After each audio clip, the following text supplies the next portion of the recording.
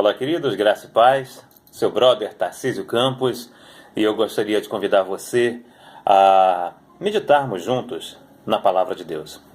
Tem um texto, Filipenses capítulo 1, versículo 21, é um texto muito conhecido, de quem lê a Bíblia, é claro, que diz o seguinte, Filipenses 1, 21, porque para mim o viver é Cristo, o morrer é lucro. A Epístola aos Filipenses, uma epístola escrita pelo apóstolo Paulo, ela, particularmente falando para mim, é uma das cartas que eu mais gosto do apóstolo Paulo. É claro que nós temos Romanos, que tem textos maravilhosos, mas Filipenses ela é uma epístola bem menor e ela traz um conteúdo também muito grande.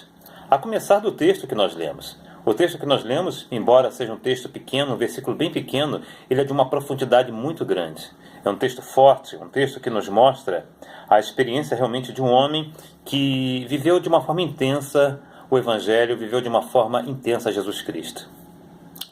Tantos outros textos de Filipenses bem conhecidos, e podemos citar Filipenses 2:3, que diz, nada façais por vanglória e por vaidade, pelo contrário, considere o seu irmão, considere um ou outro superior a si. O apóstolo Paulo, a partir do versículo 5 de Filipenses 2, vem falando do sentimento de Cristo, que sendo Deus não usurpou ser igual a Deus, mas antes se esvaziou da sua glória. E um texto conhecido, Filipenses 4:4, alegrai-vos no Senhor, outra vez vos digo, alegrai-vos. Versículo 7 diz que a paz de Deus, que excede todo entendimento. Versículo 8 fala a respeito de pensamento, no que pensar. Filipenses 4:13 é um texto super conhecido de todos nós, que muitas das vezes é usado de uma maneira até arrogante. Tudo posso naquele que me fortalece. E eu já vi até em comércios, bazar, tudo posso naquele que me fortalece. A impressão que dá é que a pessoa que coloca, ou que cita esse texto muitas das vezes, em algumas situações, ela usa como se, pelo fato de ser crente, pelo fato de ser cristão, ela é superior a todo mundo. Mas, na verdade, o texto ele não quer dizer isso. Assim, para nós entendermos o que o texto quer dizer, primeiro, Paulo, as suas cartas, uma grande maioria, se olharmos o contexto, Paulo ele escreveu preso. E é interessante que podemos aprender algo com isso. Aí eu lembro de João 8:32, e conhecereis a verdade, e a verdade vos libertará. E como pode uma pessoa, estando presa, pode ser tão livre como era o apóstolo Paulo? Um homem que deixa mensagens maravilhosas, de autoajuda até, e mesmo assim ele estando preso. Quantas pessoas hoje vivem talvez um momento ruim na sua vida, e muitas até por esse momento ruim, elas dão cabo da sua vida, tiram a sua própria vida porque não aguentam a pressão. E o apóstolo Paulo, muitas das vezes, preso, ele nos deixa lições tão tremendas. Ele nos deixa palavras de incentivo. Alegrai-vos no Senhor, outra vez vos digo, alegrai-vos. E esse texto que nós lemos de Filipenses 1:21 é muito forte. Porque para mim, o viver é Cristo, o morrer é lucro.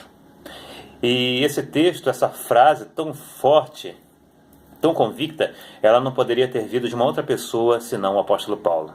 Quem foi Paulo? Paulo foi um homem que viveu um momento na sua vida de perseguição, perseguiu a igreja. E na verdade, ao contrário do que muitos pregam, Paulo ele tinha zelo pela lei. Ele fazia acreditando que ele estava fazendo a coisa certa, não porque ele era um assassino, não porque ele era uma pessoa ruim. Ele era uma pessoa que entendia a lei, era um fariseu, e por isso ele entendia que esse tal de Jesus era uma blasfêmia, assim como muitos na época. Lembra? Crucifica-o, por quê? Por que crucificaram Jesus? Porque entenderam que Jesus ele estava trazendo um ensinamento de blasfêmia para o povo. E o povo zeloso da lei, eles não conseguiam entender isso e não aceitavam, assim como o apóstolo Paulo. Atos dos Apóstolos 7:58, você vai encontrar um texto que diz que arrastaram ele para fora e depois o apedrejaram, falando de Estevão, o primeiro mártir da igreja, um diácono, um homem cheio do Espírito Santo, e que perante as autoridades ele trouxe toda a mensagem, desde o Antigo Testamento, desde o Gênesis até aquele momento. E o texto vem dizendo em Atos dos Apóstolos, como eu falei, 7:58, e depositaram as suas vestes aos pés de um jovem chamado Saulo. E quem é esse Saulo? Esse Paulo que nós estamos falando agora, que escreveu Filipenses, que no capítulo 9 de Atos dos Apóstolos, ele tem um encontro com o Senhor Jesus quando estava indo mais uma vez para uma perseguição. E quando Deus ele envia, o próprio Senhor envia Ananias aonde Paulo estava, ele fala para Ananias, vai lá e fala para ele que ele é um vaso escolhido. Eis que eu vou mostrar a ele o que importa sofrer pelo meu nome. E realmente nós vamos ver que Saulo, de um homem perseguidor da igreja, ele passa a ser perseguido. E o homem que vive uma vida poderosa, porque na verdade depois da sua conversão, ele vive Jesus de uma maneira muito intensa. E somente uma pessoa que vive em Jesus de uma maneira tão intensa como o apóstolo Paulo, tem convicção e autoridade para dizer, porque para mim o viver é Cristo e o morrer é lucro. Será que com o evangelho que estamos vivendo hoje, será que nós teríamos essa mesma convicção em falar, em afirmar o que Paulo falou? Eu fui convidado uma vez a ministrar a palavra na igreja e quando sou convidado, eu já começo a pensar, buscar em Deus, mesmo em pensamento ali, o que eu devo falar. Porque é algo que eu entendo. A mensagem do evangelho, a palavra de Deus, a pregação da palavra, ela não deve ser simplesmente algo litúrgico, ou seja, uma parte do culto. Vamos cantar o período do louvor, alguém faz uma oração, de repente alguém vai lá, prega uma palavra, e aquela palavra é só para cumprir uma liturgia de culto. Eu entendo que a palavra de Deus ela deve ser feita de maneira zelosa. O que Deus quer falar para a igreja naquele momento, naquela ocasião? E muitas vezes eu entro meio que em desespero porque eu não consigo entender o que Deus quer para aquele momento.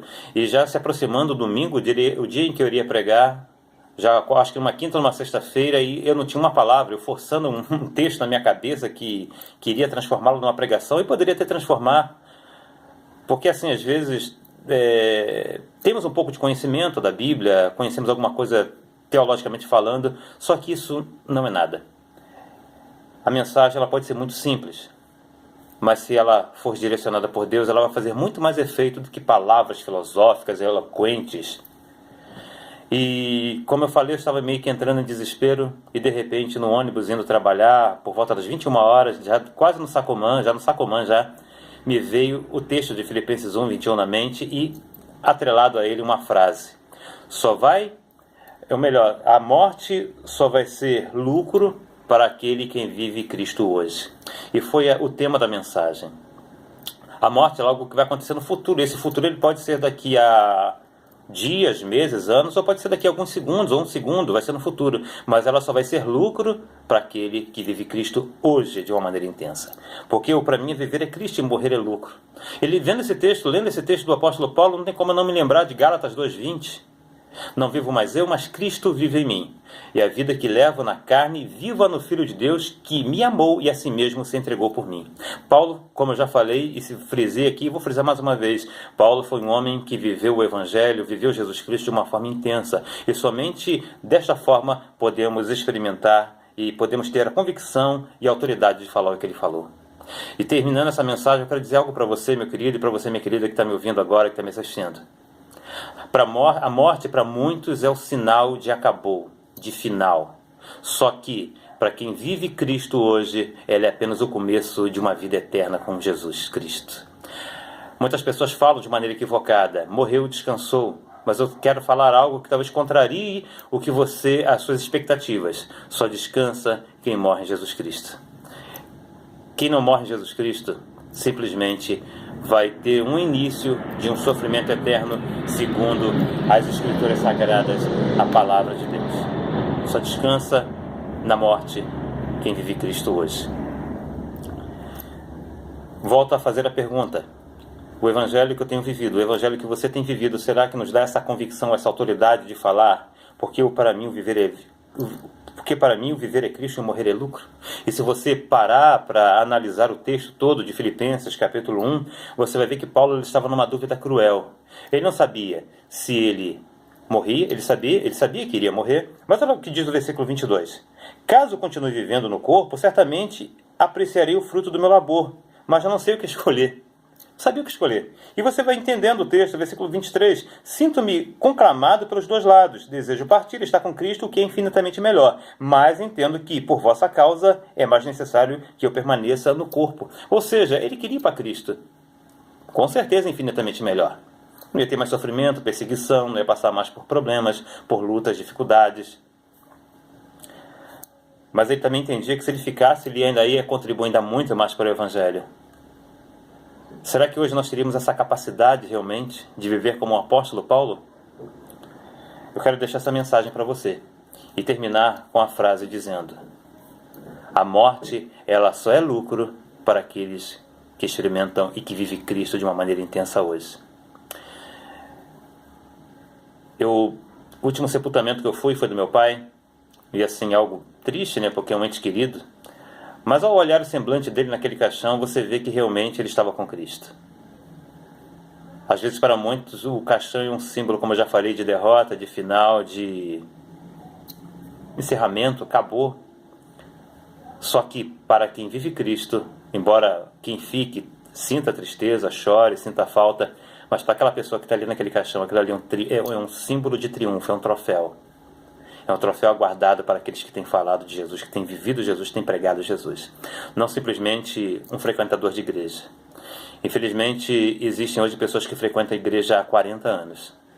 Algo que eu costumo dizer: existem cristãos e existem frequentadores de igreja. Se você é um cristão, se você vive Cristo intensamente hoje, saiba de uma coisa: você amanhã vai desfrutar da morte, desse lucro que é a morte. Mas se você é só um frequentador de igreja, você, infelizmente, vai passar para um outro lado que não é muito bom segundo a Bíblia. A Bíblia fala do sofrimento eterno. Alguns acreditam, outros não. A Bíblia, ela fala isso. Eu creio pela fé, porque ela, para mim, é a palavra de Deus. Eu quero deixar essa mensagem para abençoar a sua vida. Porque para mim, o viver é Cristo e o morrer é lucro. E só vive o lucro da morte amanhã quem vive Cristo de uma maneira intensa hoje. Deus te abençoe, graça e paz.